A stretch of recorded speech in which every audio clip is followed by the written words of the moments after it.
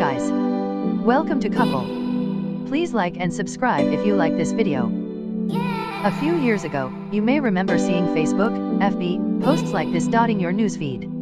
Today, November 30th, 2014, in response to the Facebook guidelines and under Articles L.111, 112 and 113 of the Code of Intellectual Property, I declare that my rights are attached to all my personal data, drawings, paintings, photos, texts, etc., published on my profile.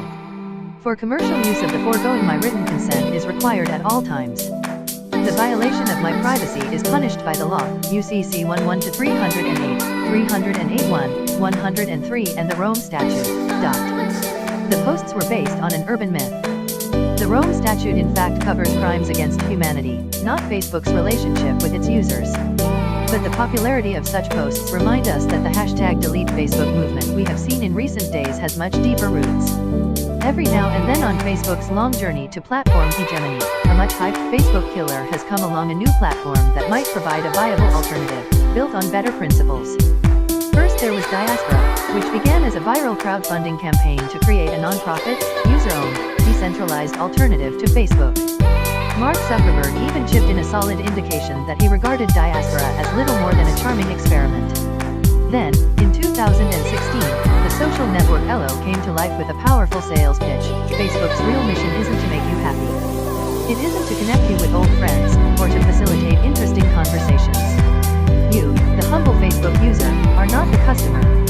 The people who buy your data are the real customers, and that's to whom Facebook's business is oriented.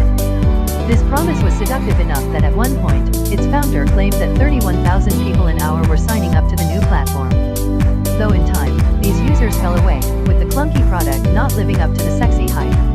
You might even have been one of the less than a million users who took part in Facebook's attempt at direct democracy on the platform. In 2012, it offered users the chance to vote to ratify changes to its privacy policy, but there was one catch: for the vote to be binding, 30% of Facebook users had to participate. As CNN put it at the time, voting closes on Facebook policy changes, only 299 million votes short. These are all preludes to the current moment. What we are seeing, in light of the Cambridge Analytica scandal, is the emergence of a much broader political consciousness in regards to the platform. This opportunity ahead is for all of us users not simply to win occasional concessions from Facebook, but to start to reimagine the social, and financial and political, contract that we have entered into with the platform. Far from the organic, free-roaming paradise the early internet pioneers imagined, there is a growing sense that we are now living in a world of participation farms, where a small number of big platforms have fenced, and harvest for their own gain, the daily activities of billions. This has a real price. In a Guardian poll in 2017, less than one-third of Americans agreed that Facebook was good for the world, and a paltry 26% believed that Facebook cared about its users. So the big question ahead is, how might things be structurally different? How might we create models that don't merely offer the vanilla power to share that Facebook touts, but actually share value and governance decisions, along with delivering greater transparency and freedom? The promise of platform co-ops. The University of Colorado Boulder's Nathan Schneider is one of the leaders of a growing, but still quite academic, movement that is championing what he calls platform co-ops, democratically run and governed cooperatives reimagined for a world of peer-based technology platforms, not just farms and factories. This movement wants to turn the participation farm into something that looks more like a digital kibbutz. Schneider points to models in more traditional industries that run along these lines, like the UK department store chain John Lewis, which in 1929 was put into a trust owned by its employees, who share in the retail chain's profits and elect representatives to its governing board. For new power platforms, he argues, it is their millions of users, not just those on the payroll, who should share in the value created, have a say in big decisions, and be represented in the governance of these platforms.